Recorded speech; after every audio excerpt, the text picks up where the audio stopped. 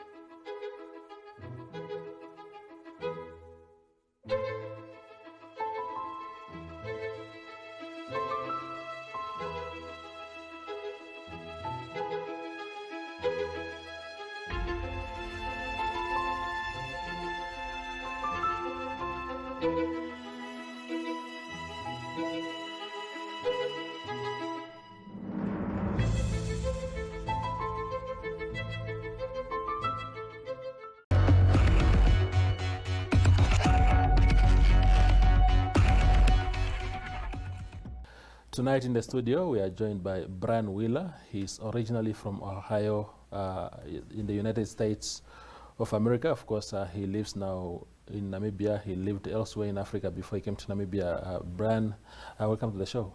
Thank you, Toivo. I appreciate it. Pleasure. Yeah. So, the first thing that I wanted to engage you on is this perceived wave of African Americans essentially migrating, if you like, from the USA and coming to Africa. I was reading a very interesting feature article on that last week, and that's when I also thought maybe I could engage you on the subject. In your own case, what was the push factor or pull factor, if you like?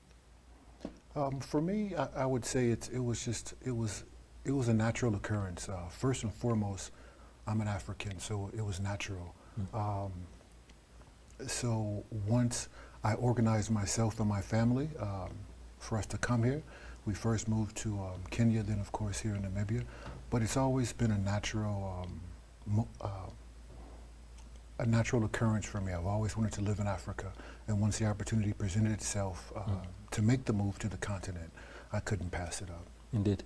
How do you arrive at a bold decision like that? Of course, you're saying something that has been at the back of your head for some time.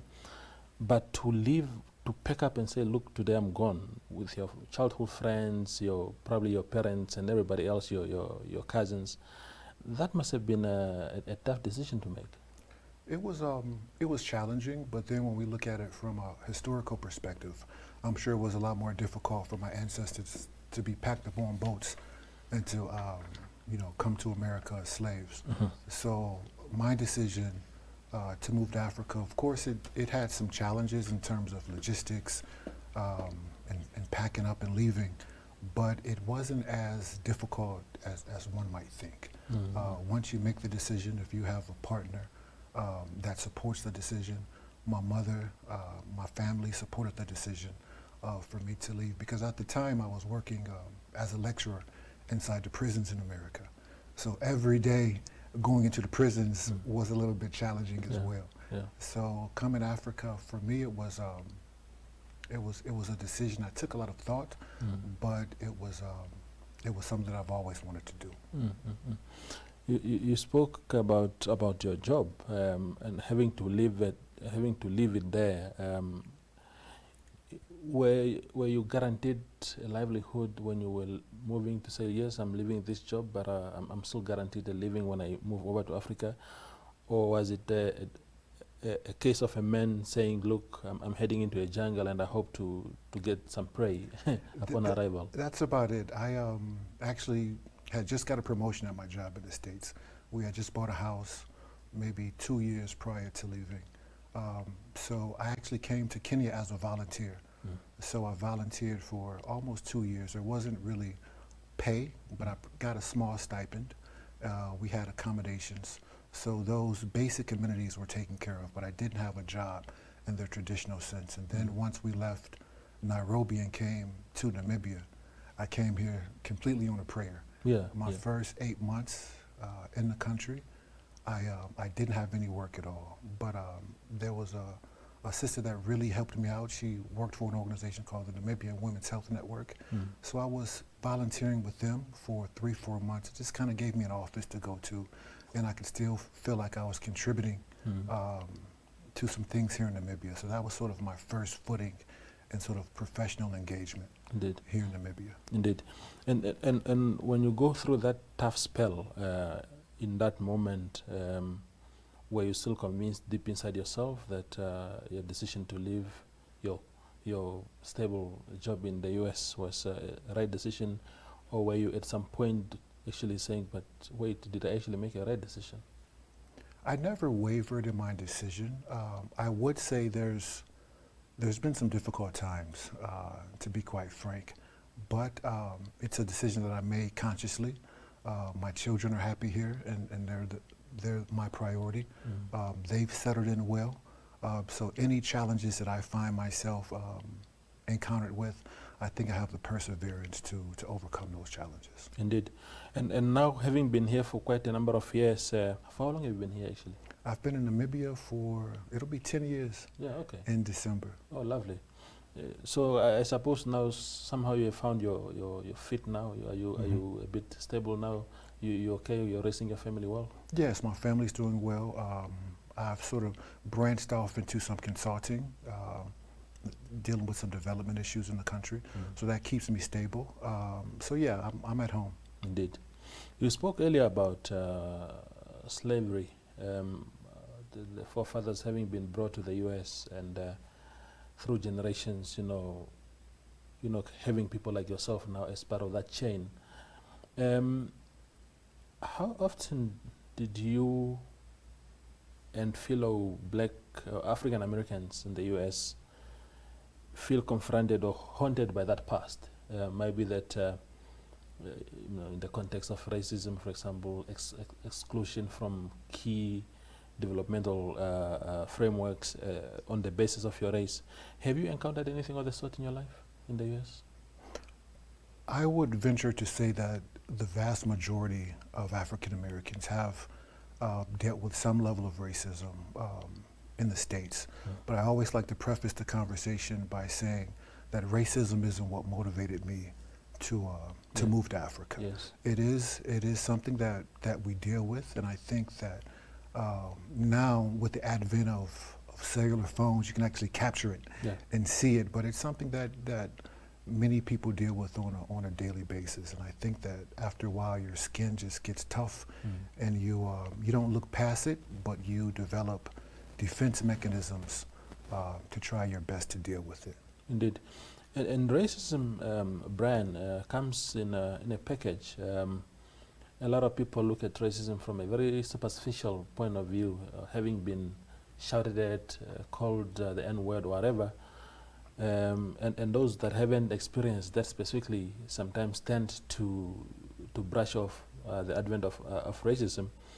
But at a more structural level, I don't think we pay enough attention to the structural entrenchment of racism.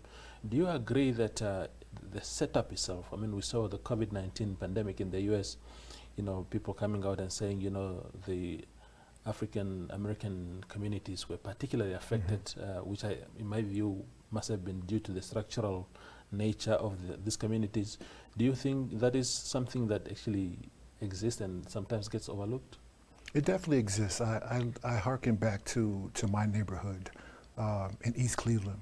Back in the 60s, or up until the 60s, mid-70s, it was an all-white neighborhood. But then as African Americans started to move to cities, what happens is they've got something called white flight. And the white people started to move out of the cities into the suburbs. And of course, when you have a community that doesn't make as much money as the others, then the tax base goes down. And that tax base is what takes care of many of the social services, the police, the hospitals, and things of that nature. So in many of these communities, there isn't an infrastructure that's set up that can meet all of the needs of the constituents in those communities. So that plays into a bit of the structural aspect of racism and the idea that resources aren't allocated to some of the most vulnerable communities. And when you look at that, I mean, having been in Namibia for essentially a decade now, and because we are also battling with our own past here, apartheid, racial discrimination against black people, and people would often argue today that apartheid ceased 30 years ago, and whoever brings up that topic is seen to be just being unreasonable. But the argument most of the time is that the structural nature of what has been the case before independence actually still exists. Do you sometimes see a reflection of that, pockets of that in your observation? Completely. Yeah. Namibia, and to a smaller degree South Africa. I don't have a lot of experience in South Africa, but Namibia, I remember one time we were driving to the north to do some work, and a friend of mine pointed out that one farm stretched for just kilometers upon kilometers. And I was asking, well, who owns this one? Or who owns that one? He was like, it's all owned by one person. Yes. So just that level of inequity is something that I can't really fathom. And I think that's the challenge of our leaders here, is trying to, I don't want to use the word compensate, but to try to right some of those wrongs. And I think that's an ongoing challenge that our leaders here are tasked with. Indeed. Now, in the context of the USA, whatever progress might have been made as far as racial cohesion is concerned, a lot of people would say that the country has degenerated a little bit over the past 4 years of Donald Trump, who is, by and large, of course, a very conservative, right-wing in many ways of his behavior. Do you sense that? Do you share the belief that there's been a bit of retrogression in so far as that is concerned? I would agree partially. I wouldn't say in the overall sense. I wouldn't label Donald Trump a conservative. Yeah. I would label him an opportunist. Yeah. He knows how to frame his argument based upon the potential base that he has that would listen to that argument. I think for him, and again, this is just my personal opinion, I think that he saw with the party that he represented a more willing ear to what some of his policy proclamations were. Yeah, yeah. But yes, America, and again, I haven't been there for a while, but America is deeply divided. I think the most recent election sort of proved, I think he got 70,000 or 70 million votes. President-elect Biden got, I think, 74 or 75 million. So half of the country believes the way Donald Trump does, and the other half believes the way Biden does. And I think that shows you a great divide in the country. Yeah, of almost equal proportion. Do you believe in the claims of vote rigging and all these claims that Donald Trump is making now, in your observation, having followed every step of this election? No, I think if he would have won, the votes would have been perfect. Yeah. I think because he lost, he's using the vote rigging as an excuse to potentially inflame his base, and I think it's also something that he's potentially using as a conduit for him potentially trying to run in 2024. So I think ultimately it shows his character, in my opinion, because there's always going to be a winner, there's always going to be a loser. Yeah. And how you accept defeat, I think, is how you can measure a person's principles. And I think he doesn't seem to handle defeat very well. How do you foresee this impasse ending? The current quarrel, I'm not leaving, I'm not conceding to anything. Of course, we saw glimpses of admission during the weekend saying, yes, he won, but through rigging and whatnot, but he continued to say that he's not going to concede. How do you see it ending? I think on January 20th, the new president will be sworn in. Donald Trump will obviously be upset. His supporters will be upset. But one of the, I guess I can say, good things about America is that it is founded on on the Constitution, and in most cases, the Constitution overrides individuals' personal aspirations, irrespective if it's the president or not. And I think, based upon how the Electoral College has ruled, there's not really a way to supersede that. Yeah. And how do you foresee a Biden presidency? Why do you think Americans voted in their majority for him? I think that, full disclosure, I was a little bit late to vote, so I didn't vote this year. But I think the majority of Americans want a semblance of leadership that isn't done via Twitter. Yes. And I think COVID exposed a lot of the challenges with Donald Trump's leadership style. And I think a lot of people just want to return to a sense of normalcy. And I think that's what President-elect Biden potentially might bring. It's just some sense of normalcy back to the country. Indeed. The final question to you, Brian, is then again reverting back to our first topic, which was you coming over to Africa. Is this a long-term thing? Are you in it to win it, or there's a time when you think you will revert back to the U.S.? I'm in it to win it, to my brother.